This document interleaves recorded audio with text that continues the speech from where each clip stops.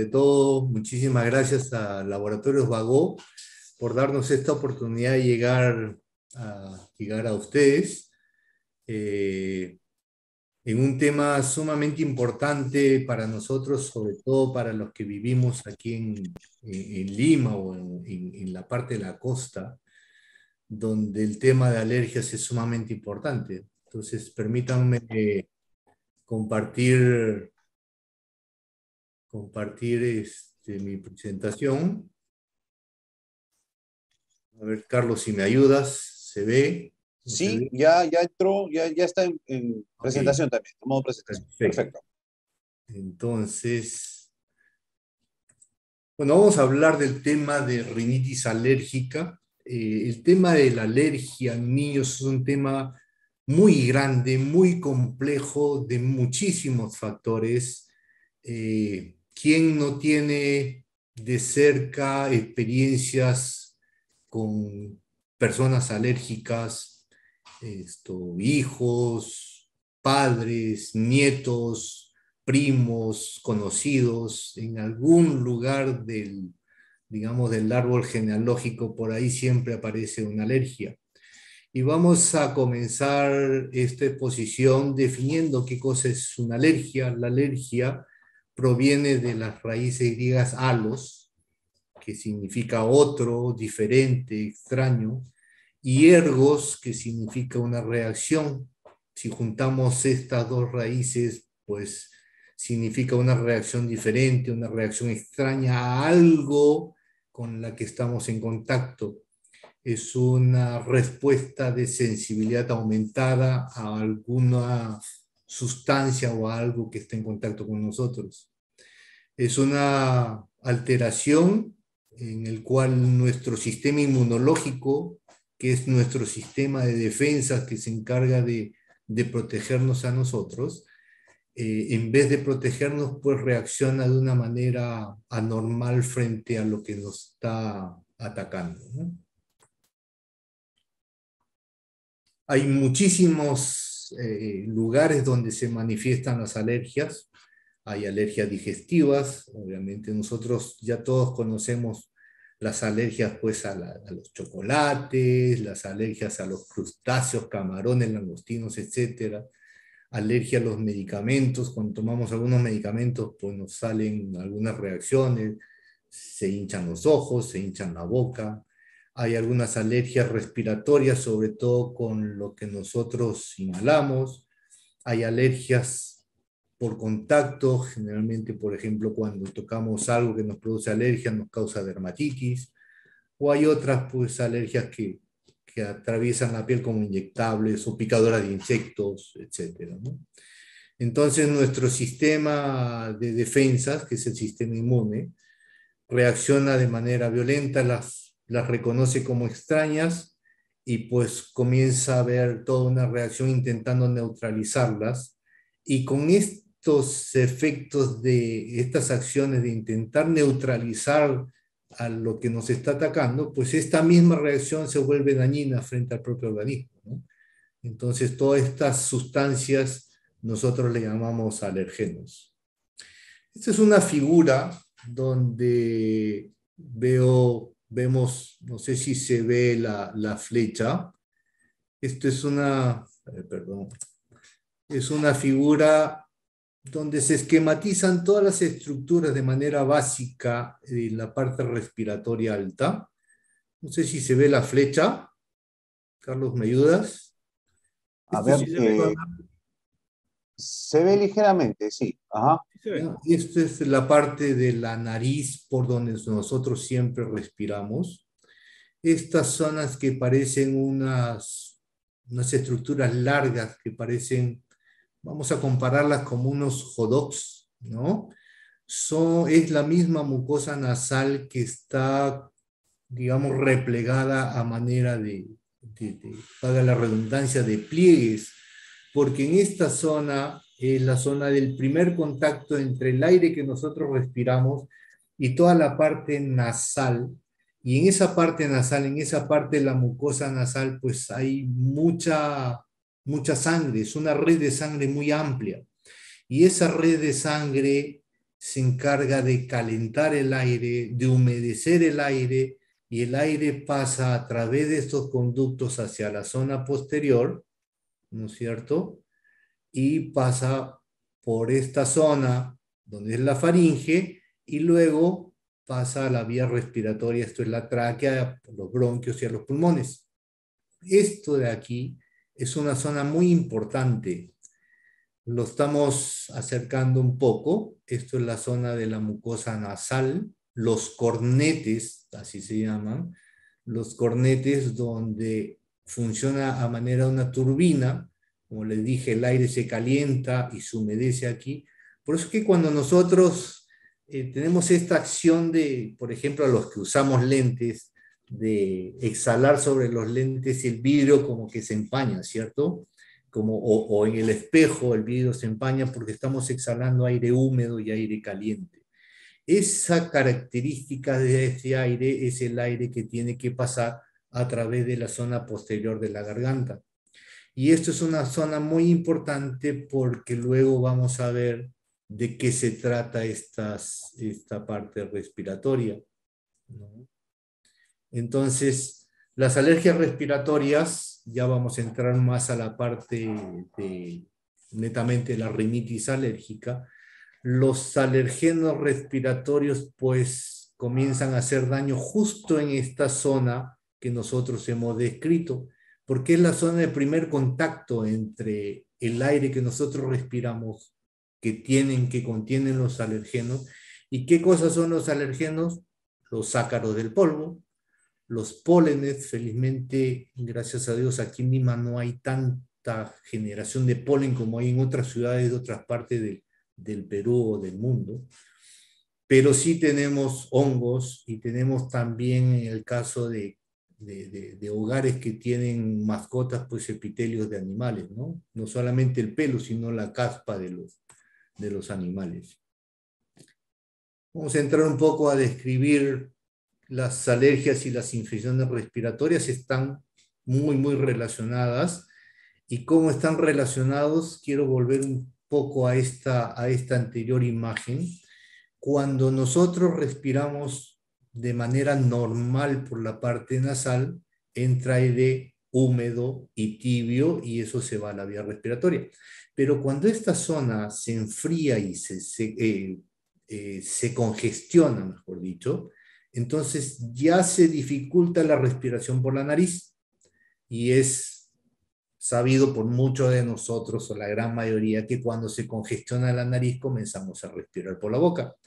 Cuando comenzamos a respirar por la boca, ya el aire ya no se calienta ni se humedece, sino aire frío y seco pasa por esta zona de la boca y enfría y seca toda esta zona posterior de la garganta.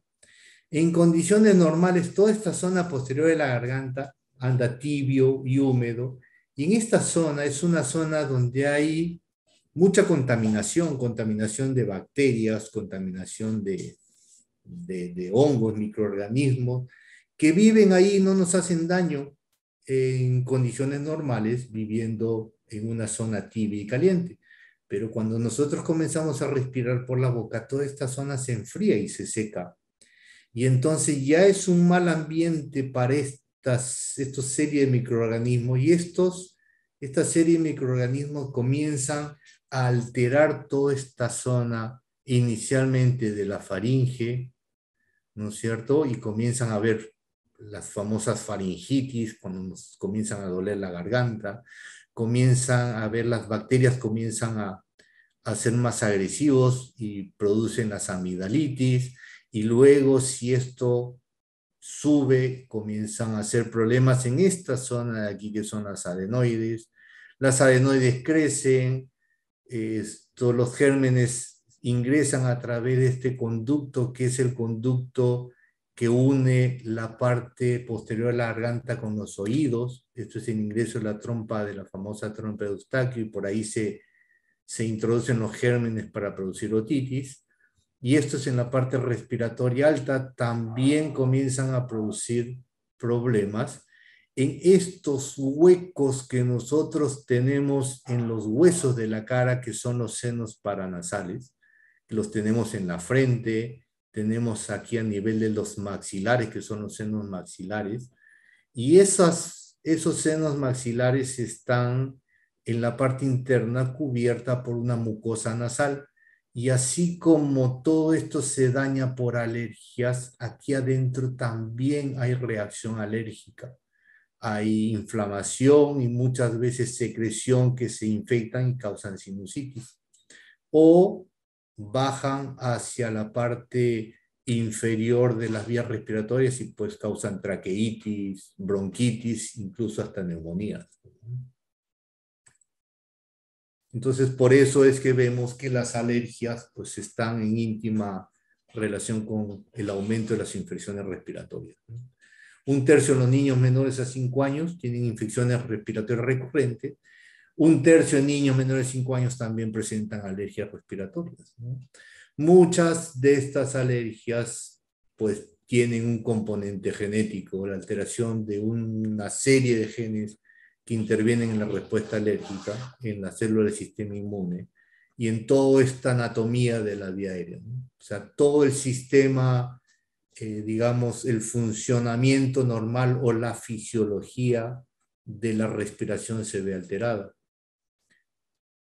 El niño alérgico pues tiene un problema inmunológico. Acuérdense que este sistema inmunológico reacciona más bien de una manera exagerada y eso lo hace más alérgico y lo hace más susceptible de infecciones recurrentes.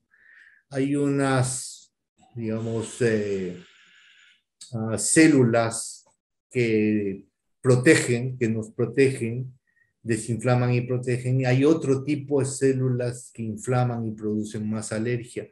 Y esto está muy relacionado a lo que ya se viene hablando de hace muchísimos años, de una teoría que se llama teoría de la higiene. Y esto va un poco a explicar por qué en los ambientes donde nosotros cuidamos mucho la limpieza, pues los niños se vuelven más alérgicos.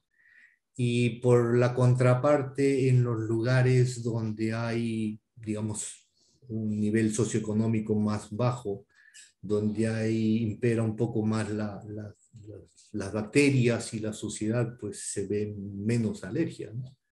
Entonces esto tiene que ver con todo este sistema inmunológico de la cual estamos hablando, ¿no? Otro tema donde la alergia y donde toda esta fisiología y el funcionamiento está alterado, pues es en la parte digestiva.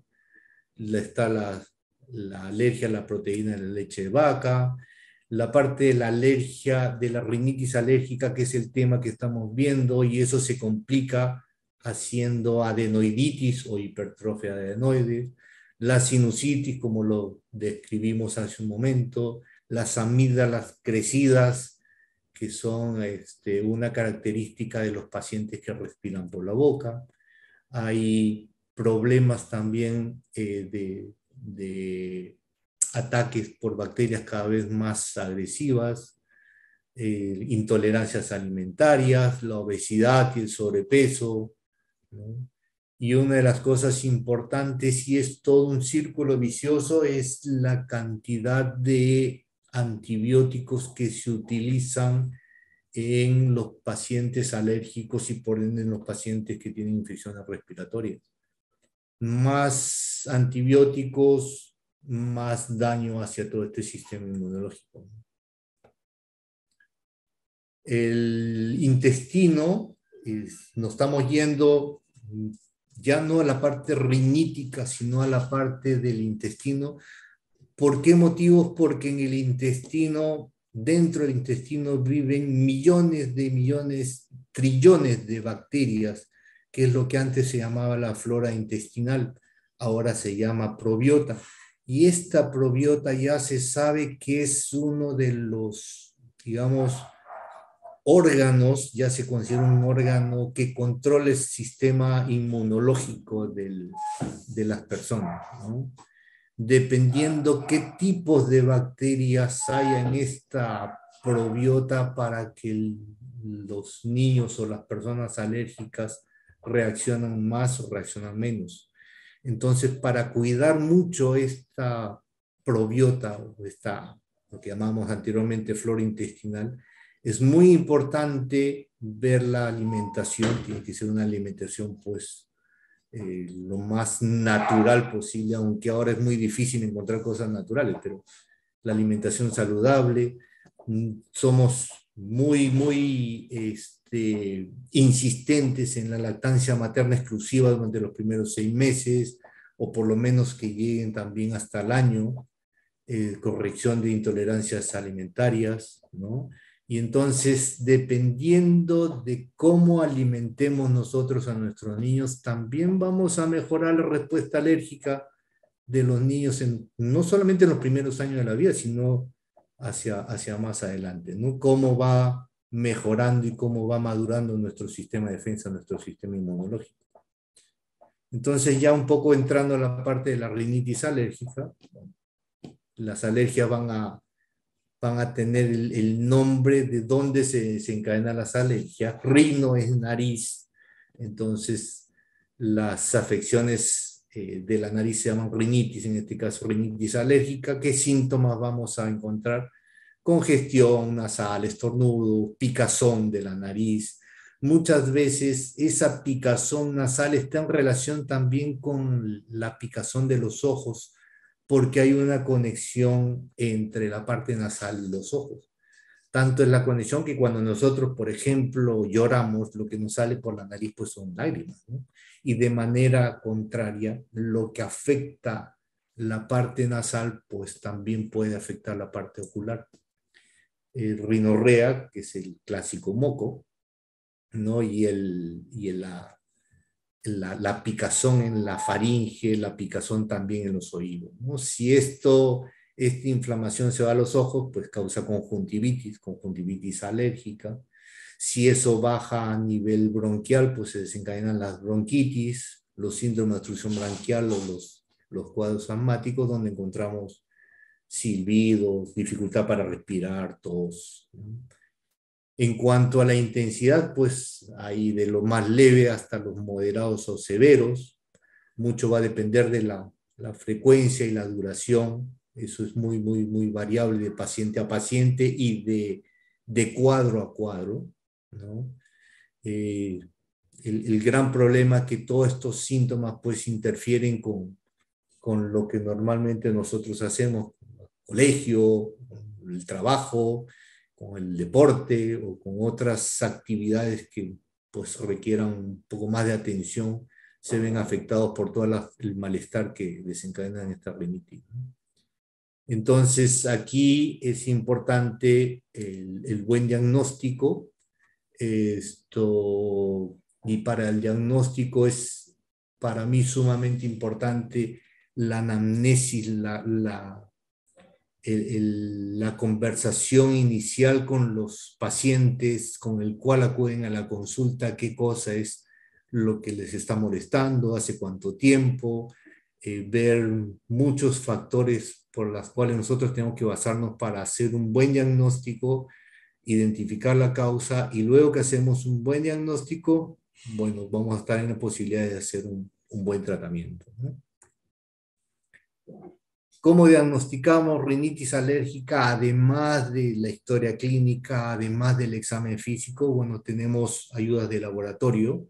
En este caso, yo siempre digo que el diagnóstico es, en el gran porcentaje de casos, es el diagnóstico clínico, es lo que nosotros enfrentamos a los pacientes. Luego vienen los exámenes auxiliares.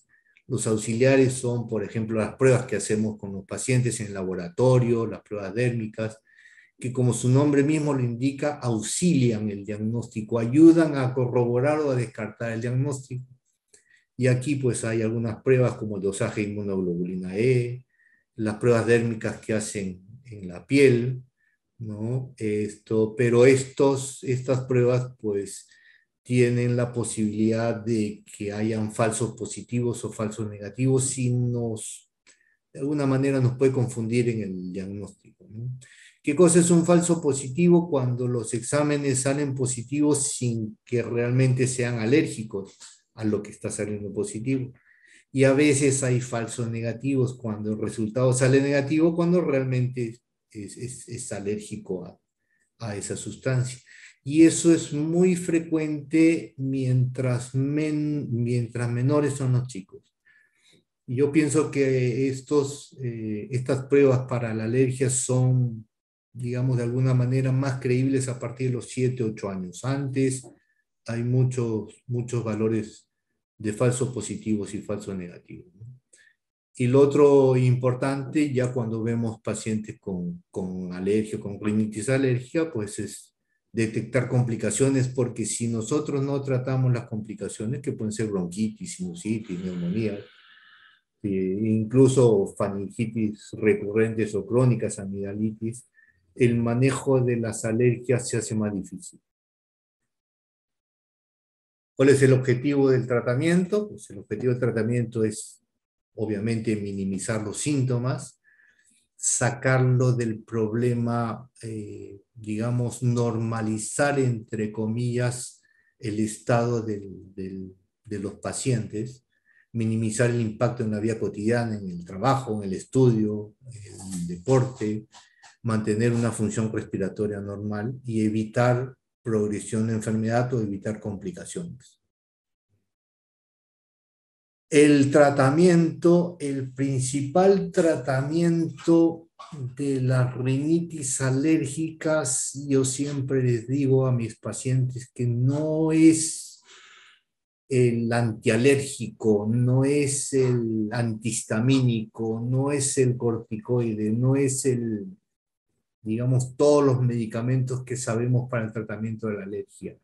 El principal tratamiento es evitar lo que está causando la alergia, y entonces para evitar lo que está causando la alergia, lo que hay que hacer, lo primero que hay que hacer es tratar de identificar qué cosa es lo que está causando la alergia. Aquí en Lima, y me voy a centrar, no sé si tengamos en la audiencia personas que viven fuera de Lima, pero aquí en Lima la humedad es muy alta, y digamos, en las ciudades cerca a la ribera, al mar, es mayor todavía. Entonces la humedad es un ambiente malo, porque eso permite que hayan ácaros, que hayan hongos. En otros lugares también pueden haber, digamos, pólenes, estas famosas fiebre por el polen, fiebre del heno. Por ejemplo, lugares donde hayan mucha vegetación, donde la vegetación genere mucho polen, las flores, eso hace también rinitis alérgica. Y el otro factor importante es la contaminación ambiental, ¿no? La contaminación ambiental, sobre todo en ciudades grandes que tengan muchas industrias o mucho tráfico, la contaminación es importante. Y el otro punto importante es que, gracias a Dios, cada vez es menos, es el tabaco.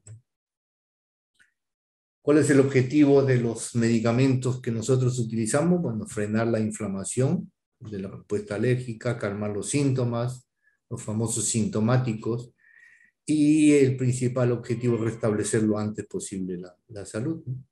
Medicamentos propios de la zona que está afectada, antialérgicos, antiinflamatorios, los antihistamínicos orales antialérgicos, los corticoides intranasales, y esto ya es, digamos, el tratamiento que lo deben hacer cada paciente con sus médicos, de acuerdo a lo que nosotros como médicos encontramos en las consultas, ¿no? Creo que entrar más profundamente en los medicamentos es para que básicamente lo conozcan, y no pretender que ustedes mismos se automediquen, que eso es una de las cosas que tenemos que evitar, ¿no? Luego hay ya la parte más crítica del tratamiento en pacientes muy alérgicos. Hay lo que nosotros llamamos inmunoterapia, es una opción terapéutica, es ya variar la respuesta inmune a las sustancias que producen las alergias. Y bueno, hay diferentes tipos de inmunoterapia. Y el otro punto importante es el uso de probióticos. Cada vez se está tratando de llevar más hacia este tema de cambiar la calidad de las bacterias en esta probiota de las cuales estaba hablando, de tal manera que la probiota con mejores bacterias pues nos van a permitir que nuestros pacientes reaccionen de mejor manera y con menores efectos ante las alergias. Esto, y voy a enlazar esta última diapositiva con la siguiente charla que vamos a hacer la próxima semana, si Dios quiere, y vemos el rol de estos probióticos y los simbióticos en el manejo de las alergias, ¿no? Realmente esto es una presentación, digamos, muy abuelo de pájaro para que ustedes sepan de qué se trata toda esta parte de las alergias y sobre todo de la rinitis alérgica, ¿no? Excelente, doctor. Doctor, pasemos a las preguntas, que hay varias, para Uf, poder... Vamos a ir en el orden conforme las han ido preguntando. Lorena pregunta, doctor, buenas noches. ¿La rinitis alérgica afecta al tabique desviado? ¿Es recomendable operar a un niño menor de 12 años o continuar tratamiento de rinitis con algún spray? es una excelente pregunta porque eso es un tema de consulta cotidiana en la visita médica, ¿no? Primero, lo primero que tenemos que hacer es controlar realmente la rinitis alérgica. Cuando los pacientes están con rinitis alérgica y hay todas estas molestias en la nariz, la picazón y el prurito, los chicos están constantemente refregándose la nariz y hay que saber que nosotros a nivel de la nariz tenemos la terminación de la nariz para mantener la estructura anatómica y unos huesos muy pequeñitos en la estructura nasal. Y de tanta manipulación digamos, con la nariz, esos pequeños huesos se logran de alguna manera fracturar o, o crecer de manera diferente y eso hace que el tabique se desvíe, ¿no? Porque al final de cuentas, estos huesos se vuelven a soldar, pero ya no se sueldan de manera recta, sino ya se sueldan de manera desviada. Entonces, ¿qué vamos a hacer nosotros operando a estos chicos si no hemos controlado el tema rinítico? Porque una vez que se opera, nuevamente se va a tener esa manipulación y pues va a tener otras operaciones para corregir el tabique, ¿no? Entonces, como respuesta, lo primero que hay que hacer es el tratamiento real con un buen tratamiento para la rinitis alérgica, controlar la rinitis alérgica y después evaluar si es que realmente es necesaria una operación o no, ¿no? Perfecto, doctor. Voy a juntar dos preguntas que son similares, doctor, porque hay varias. Hay varias. Eh, Pamela pregunta, ¿qué tanto influye tener un gato con mis hijos, o sea, con los niños, si tienen los niños un diagnóstico de rinitis alérgica? O en general, un gato o algún animal, ¿no? Podría ser para abriéndolo un poco más. Y también América pregunta, buenas noches, ¿es verdad que los peluches y la tela polar causa alergias? Bueno, aquí hay dos puntos importantes, que como dice Carlos, lo podemos englobar en uno, y esos son la presencia de los alergenos. La presencia de los alergenos o las sustancias que producen alergia en las mascotas, gatos, perros y otras mascotas que tengan pelos, plumas, esos son sustancias que producen directamente alergias, ¿no? Y en el caso de los peluches y la tela polar, también porque son digamos, objetos que captan mucho polvo. Sobre todo la tela polar, y es bueno que pongamos un poco de énfasis. La tela polar es una tela sintética, es plástico, plástico hecho tela, ¿no? Entonces apenas el polar se roza, se carga un poco de energía que capta polvo. No sé si ustedes han tenido la oportunidad de repente el polar después de unos 4 o 5 días uno lo huele y percibe a polvo, ¿no? Entonces es una tela que capta mucho, mucho polvo. Y bueno, a la respuesta de estas dos preguntas es definitivamente tratar de evitar todo este contacto, ¿no? Ya dijimos que el principal tratamiento de las alergias no son los antialérgicos, ni los corticoides nasales, ni nada de esta cosa. El principal tratamiento de la alergia es evitar lo que está causando la alergia. Yo lo que, un ejemplo muy, digamos, palpable que le digo a mis pacientes, le digo, ¿qué pasa si ustedes son alérgicos al chocolate? ¿Qué cosas tienen que hacer? Y todos me dicen, doctor, no deben comer chocolate. Es eso, es evitar lo que causa la alergia. Entonces, si hay un niño con rinitis alérgica y un gato, lo mejor es separar al gato.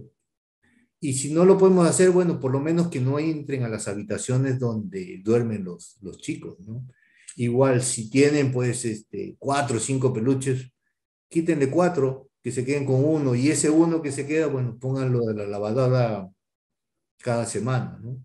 Y con el polar, pues, lávenlo cada 3 o cada 4 días. Que lo pueden seguir utilizando, sí lo pueden utilizar, pero hay que mantenerlos limpios, ¿no? Perfecto. Doctor, bueno, ya respondió dos, ya lo mencionó también hace un momento. eh, ¿Cuál es el mejor tratamiento para la rinitis? ¿No? Están preguntando si antihistamínicos, sprays nasales o algún remedio natural, pero creo que lo mencionó usted. Sí, aquí es importante ver dependiendo de qué tan grave, depende de la gravedad. Si es una rinitis leve, probablemente con antihistamínicos orales sea suficiente. Mientras vamos separando mientras vamos separando lo que está causando la alergia. Si eso ya es un poco más serio, esto que ya compromete, digamos, el sueño y comienzan a roncar y comienzan a tener problemas de mal sueño, probablemente corticoides intranasales sea la mejor opción. Si ya son más serios los cuadros de rinitis alérgica, bueno, hay que combinar corticoides intranasales, probablemente con antihistamínicos orales, esto, mezclar con algunas sustancias antiinflamatorias como antileucotrienos, por ejemplo. Es muy variable y aquí viene nuevamente poner el énfasis en que la visita con el médico tiene que dar el diagnóstico correcto para que se haga un tratamiento correcto. Perfecto, doctor. Voy a tratar de resumir. Acá hay un caso de Jacqueline Rojas, que su hijito fue detectado, fue diagnosticado con principios de asma, le hicieron prueba de alergias, salió con 370 eh, de Ya, inmunoglobulina, ¿no? ujú. Y bueno, el tratamiento que le dieron fue los PUF para el asma. Su pregunta en sí es si el PUF no le hace dependiente a su hijo y si va a requerir más dosis conforme él vaya creciendo. Bueno, ahí está hablando de un inhalador que contiene corticoides inhalados, es la fluticasona, y eso también pudiéramos de alguna manera relacionarlos a los corticoides intranasales, ¿no? Particularmente para mí, asma y rinitis alérgica comparten muchísimo. Para mí es una sola enfermedad que se manifiesta en dos zonas diferentes. Y nuevamente, si lo necesita, hay que usarlo. Eso no lo va a hacer dependiente de ninguna manera. Al contrario, le estamos dando mejor calidad de vida porque va a poder hacer sus actividades realmente de manera normal. Que sea necesario, hay que hacer un buen diagnóstico nuevamente para que el tratamiento sea el correcto. 370 inmunoglobulina está elevado. Esto para 4 años debe estar probablemente entre 60 y 90, ¿no? Ok, perfecto. Acá tenemos otra pregunta. Mi hijo tiene 4 años, sufre rinitis alérgica por ácaros de polvo. Cuando se presenta una reacción, ¿cuánto es lo normal que dure? Y si la inmunoterapia es el único tratamiento. Bueno, vamos a comenzar con la última pregunta. No es el único tratamiento. Este, otra vez volvemos al origen de la alergia. Ya está diagnosticado por alergia a ácaro del polvo, entonces lo que hay que hacer es evitar esos ácaros del polvo. Y entonces esos ácaros del polvo generalmente se presentan en el invierno cuando la humedad está alta. Entonces lo que hay que hacer probablemente ahí es manejar mejor la humedad. Y hay un paréntesis para decir que pues por eso es que en el verano los riníticos van bien, porque en el verano la humedad pues disminuye muchísimo, ¿no? Entonces si la humedad disminuye y todo se seca, entonces ya no hay ácaros, ya no hay hongos. Entonces lo que hay que hacer quizás durante el invierno es tratar de mantener el ambiente lo más parecido posible a lo que tenemos en el verano. Entonces probablemente tengamos que usar deshumedecedores, probablemente tengamos que usar aquí aspiradoras, pero no las aspiradoras esas comunes y corrientes que jalan aire por un lado y por atrás los está botando, y el aire que bota por atrás pues tiene un olor un poco desagradable y eso es más bien lo que se tiene que quedar dentro de la aspiradora. Hay unas aspiradoras que tienen filtros de agua, cuestan un poco más, pero creo que vale la pena porque todo lo que aspiras pues se queda en el agua, ¿no? Entonces, ¿cuánto es lo normal que dure una rinitis alérgica? Va a depender mucho del grado de alergia que tengan y del grado de alergenos a las cuales esté expuesto, ¿no? Perfecto. Doctor, tenemos otra pregunta. Si hay alguna relación de América, si hay alguna relación de la adenoides con la rinitis alérgica. Sí, definitivamente, si recuerdan la imagen que les mostré por donde debiéramos nosotros respirar, si nosotros tenemos problemas para respirar por la nariz, vamos a comenzar a respirar por la boca. Y les comenté que respirando por la boca se altera toda la zona posterior de la garganta, comienzan las infecciones y cuando comienzan las infecciones, nosotros tenemos unas estructuras que en condiciones normales nos debieran defender, que son las amígdalas, las conocidas amígdalas que nosotros vemos grandes a veces cuando respiramos por la boca. Hay otras amígdalas que están en la base de la lengua y hay otras amígdalas que están detrás de la campanilla, que son las amígdalas faríngeas, son más conocidas como adenoides. Entonces, cuando nosotros comenzamos a respirar por la boca, porque hay un problema de rinitis alérgica, hay infecciones recurrentes en la parte posterior de la garganta y una de ellas puede hacer que esas adenoides crezcan, así como crecen las amígdalas, crecen esas adenoides y provocan las famosas adenoiditis, ¿no? Y esas adenoiditis pues a veces crecen tanto que a su vez hacen que haya una peor respiración por la parte nasal, ¿no? Perfecto, doctor. Doctor, tengo otra aquí, pregunta que nos dice, mi hija de 5 años tiene rinitis alérgica y ha llevado varios tratamientos. Últimamente ha desarrollado malabsorción intestinal por aumento bacteriano. Está llevando tratamiento con un gastroenterólogo, pero no hay mejora en su digestión. Si está bien elegir ese especialista o tiene que elegir otro especialista para llevar a su hijo. No, nuevamente volvemos al concepto del buen diagnóstico, ¿no? Entonces, si tiene rinitis alérgica, hay que ver a qué cosa está haciendo la alergia y eso como alergia también no solamente va a afectar la parte rinítica, sino va a afectar cualquier otro órgano relacionado a la alergia.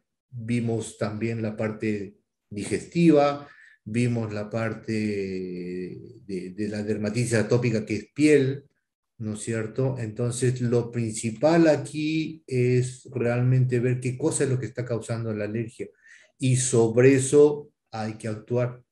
Una cosa importante que hay que saber es que la alergia es una característica con el cual las personas nacen y nacen con la parte genética. O sea, la parte genética no la van a poder cambiar. Por lo tanto, quien diga que las alergias se curan, pues realmente no se van a curar. Que se controlan, sí. Se controlan muy bien, sí, pero no se van a curar. Entonces, lo que hay que hacer ahí es, si tiene rinitis alérgica, hacer un buen diagnóstico y hacer el control de la rinitis alérgica. Si tiene problemas de malabsorción por aumento bacteriano, probablemente aquí sea muy importante el uso de los probióticos y los simbióticos de los cuales estamos hablando, para cambiar un poco la flora intestinal y con eso vamos a cambiar también que sea más o menos alérgico. Perfecto, doctor. Después, una pregunta de Virginia. Tiene una hija de 5 años que tiene diagnosticada con sinusitis y rinitis y la opción que le dieron es la inmunoterapia. Quiere saber cuán efectiva es. Realmente yo dejaría la inmunoterapia para último caso. Hay muchas otras maneras de controlar alergia. Una de ellas es realmente que si nosotros mantenemos una infección activa, el control de la alergia no va a ser efectiva para nada. Entonces, aquí el tema es un tema, digamos, global. Si hay una infección, hay que curar primero la infección porque de lo contrario, todos los medicamentos que nosotros utilicemos no va a ser efecto. Si nombraron sinusitis, lo que hay que hacer es controlar la sinusitis y luego a la par controlar la rinitis alérgica. Si hay un tema de adenoiditis, hay que tratar la adenoiditis y luego tratar la rinitis alérgica. Si esas adenoiditis tienen problemas de otitis a repetición, también hay que ver la manera cómo controlar esas infecciones a repetición, porque de lo contrario el tratamiento para la alergia no va a ser del todo efectivo. Perfecto. Voy a juntar dos preguntas, doctor, que tienen que ver con medicamentos. Una es sobre el salbutamol, si hace daño a los pulmones, y si el Montelukast genera dependencia. Con el uso del salbutamol, el inhalador no hace daño y eso hay que ser muy enfático y rotundo. Daño directo a los pulmones no los hace si es que están bien utilizados. Eh, Hay un principio del cual yo me baso mucho. En primer lugar, lo primero que tenemos que hacer nosotros como médicos es tratar de restablecer la salud o el buen estado o el bienestar de los pacientes de una buena manera y lo antes posible. Y el otro principio fundamental es no hacer más daño de lo que ya el paciente ya lo tiene. Entonces hay que ser muy, muy consciente con el uso de la medicación. Se sabe mucho sobre el uso de salbutamol ahora. Es un gran avance de la ciencia que el salbutamol lo podamos administrar por vía inhalatoria. Antes el salbutamol se tomaba por vía oral. La cantidad de salbutamol por vía oral que se tomaba era entre 100 a 200 veces más dosis que la que realmente llega el salbutamol inhalado a los pulmones. Entonces hay un tema ahí de conocimiento, de avance de la ciencia y por eso es que nosotros tenemos ahora muchísimo arsenal terapéutico para tratar no solamente rinitis, asma y todas las enfermedades relacionadas, ¿no? Con respecto al Montelukast, el Montelukast no genera dependencia. Yo diría más bien, en vez de pensar en dependencia, es ver más bien qué cosa es lo que está causando que de repente el Montelukast no haga un efecto terapéutico bueno, ¿no? Perfecto. Otra pregunta, doctor. A mi pequeño de 4 años le diagnosticaron rinitis alérgica, le sacaron placa y visualizan hipertrofia adenoidea. ¿Qué recomendaría para mejorar su calidad de vida? Porque ronca mucho en las noches. Sí, es importante, es una pregunta que ya lo respondimos anteriormente, hay que diagnosticar primero qué cosa es lo que está pasando, tratar esas adenoides, si la podemos tratar con antibióticos en buena hora, si eso ya está muy crecido y eso afecta en los oídos, y ya tienen otitis a repetición, 3, 4 episodios durante un tiempo, un tiempo corto, entonces quizás lo que tengamos que hacer ahí es, ya el otorrino lo que va a hacer es colocar tubos de ventilación a través del tímpano, extraer las adenoides y de esa manera liberar la vía aérea, ¿no? Como le digo nuevamente, hay que individualizar los pacientes. Siempre pienso que no hay enfermedades que hay que tratar, hay enfermos que hay que tratar y cada enfermo tiene su propia manera de tratarlos. No a todos hay que encasillarlos bajo un tipo de tratamiento específico. Perfecto, doctor. Un paciente que padece congestión nasal perenne está condicionada a utilizar siempre antialérgicos, descongestionantes y si la rinitis activa puede desencadenar broncoespasmo. Sí, definitivamente la rinitis está asociada con el broncoespasmo, con el asma, ¿no? Este, si la rinitis es persistente, hay que llegar nuevamente a ver qué cosa es lo que está causando la rinitis. Y si esa causa de la rinitis la podemos mejorar, quitando quizás humedad, o muchas veces quizás sea cambiar de ambiente en la misma casa donde duerme, y quizás si es que la casa es muy húmeda, pues de repente cambiar la casa y cambiar el mudarse y cambiar el medio ambiente donde vive, en vez de estar pues llegando a extremos con la parte del uso de medicamentos, ¿no? Muy bien.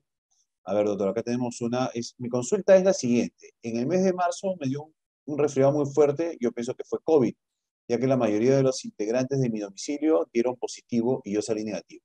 A raíz de ese momento, todos los meses me da una tos seca muy fuerte que me dura 10 días y es como si me ahogara. Me recomendaron macroxoma, pero el detalle es que los corticoides me hinchan todo el cuerpo. ¿Qué puedo hacer? En realidad, lo más probable es que sí realmente haya sido COVID. Si todos dentro de la casa tuvieron el diagnóstico y el suyo fue negativo, pero tuvo síntomas, yo creo que sí fue COVID. Y en muchos casos, esta infección por el coronavirus, el coronavirus 19, pues deja sensible las mucosas respiratorias. ¿Qué cosa hay que hacer ahí? Es primero tratarlos probablemente con antialérgicos. Si el corticoide le está haciendo daño, probablemente estos antilocotrienos puedan ser una buena opción. Eh, de repente probar algún otro tipo de corticoides que no sean tan agresivos, y eso ya lo tiene que manejar directamente el médico.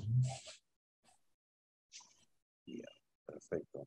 ¿Se puede considerar alergia cuando el proceso gripal se le tapan ambas fosas, pero no hay secreción? ¿Qué tal idea sería realizar el lavado nasal? Ah, con este tema del lavado nasal, dependiendo de dónde esté viviendo. Por ejemplo, si nosotros vivimos en un ambiente donde hay mucho polen, por ejemplo, donde el polen nosotros lo respiramos y el polen se queda adherido a la mucosa nasal, yo creo que ahí los lavados nasales sí son importantes para tratar de disminuir o retirar todos los restos de este polen que están provocando las alergias. Si realmente fuera una rinitis alérgica por una reacción a los ácaros del polvo o a los hongos, probablemente los lavados nasales no sean tan importantes. yo pensaría más en el uso de medicación que lavado nasal. Licen nos pregunta, buenas noches, doctor. Cuando un niño de 6 años tiene tos más de un mes, ¿se puede considerar alergia, ya que no le han encontrado flema ni inflamación en las amígdalas? Y probablemente sí, pero nuevamente voy al mismo punto. Hay que diagnosticar qué cosa es lo que está causando la tos antes de darle tratamiento. Perfecto. Mm. Otra pregunta que hicieron es, ¿la rinitis alérgica se hereda padres a hijos, abuelos a nietos? En un gran porcentaje hay antecedentes familiares, ¿no? Por eso es una de las preguntas importantes dentro de la anamnesis, dentro de lo que nosotros preguntamos de inicio a los pacientes, es obviamente preguntar sobre la enfermedad y la siguiente pregunta es, ¿quién dentro de la familia tiene problemas de alergia? Y en la gran mayoría de casos hay antecedentes alérgicos de por medio. Y eso va a cotación al comentario que hicimos durante la presentación. Las alergias son características con las cuales uno nace, son características genéticas, por lo tanto no las podemos curar, las podemos controlar, sí. Hay mucha medicación para controlar las alergias, hay que hacer un correcto diagnóstico, reconocimiento y un buen tratamiento. La rinitis, Ángela nos pregunta, ¿la rinitis también puede originar sangrado nasal? ¿Ya? Por supuesto. Hay mucha inflamación y dentro de esa inflamación, acuérdense de la imagen que yo les mostré, donde teníamos la cara, digamos, cortado por la cabeza, cortada por la mitad, donde se esquematizaban las estructuras, y habían unas estructuras largas, que a manera a manera de hot dogs, ¿no es cierto?, que eran pliegues, y esos pliegues realmente es una mucosa donde hay una red de sangre, y esa red de sangre que está a temperatura del cuerpo, pues hace que el aire que pasa a través de las fosas nasales se calientan, se humedecen, y aire caliente y húmedo pasa por la zona posterior de la garganta. Sucede que cuando hay este tipo de alergias, toda esa mucosa está inflamada. Y una de los signos de inflamación es que toda esa red de sangre, esas venitas, están hinchadas. Y cualquier estornudo fuerte o manipulación dentro de la nariz, pues causan sangrados, ¿no? Voy a hacer dos preguntas más. Tenemos muchísimas preguntas, pero estamos tratando de verlas diferentes. Eh, Acá están preguntando, doctor, la relación que hay entre la atopía, la piel atópica y la rinitis alérgica o el asma. Bueno, son manifestaciones alérgicas, como lo mencioné. Las alergias tienen muchísimos factores. La condición genética es la que se hereda. Uno hereda la parte alérgica y la manifestación va a depender mucho de cada paciente, dónde se manifiesta, si es que es la parte rinítica, si es la parte nasal, va a ser rinitis alérgica. Si es la parte de contacto con sustancias que producen alergia, van a desarrollar la dermatitis atópica o la dermatitis alérgica. Y bueno, si es ya más seria, hacen problemas bronquiales, o síndrome de obstrucción bronquial o asma bronquial. Perfecto. Y Rosario nos pregunta, ¿se puede decir que un niño de 2 años es alérgico si su inmunoglobulina es de 18,5 y que tiene bronquitis recurrente? Aquí hay varias preguntas en una sola. Si es bronquitis recurrente, habría que ver si es que es asma, si es que es un síndrome de obstrucción bronquial, o si tiene alguna enfermedad de estas ya no tan frecuentes, como por ejemplo fibrosis quística o algunas otras enfermedades ya más raras que hagan bronquitis recurrente. Si es así, si va más por el tema de asma bronquial, probablemente sí haya algo relacionado a alergia, aun cuando la inmunoglobulina E esté dentro de lo normal. Acuérdense de los falsos positivos y los falsos negativos. Quizás esto se trate de un falso negativo, que sea una inmunoglobulina E que está dentro de valores normales, pero clínicamente sí tiene problemas de alergia.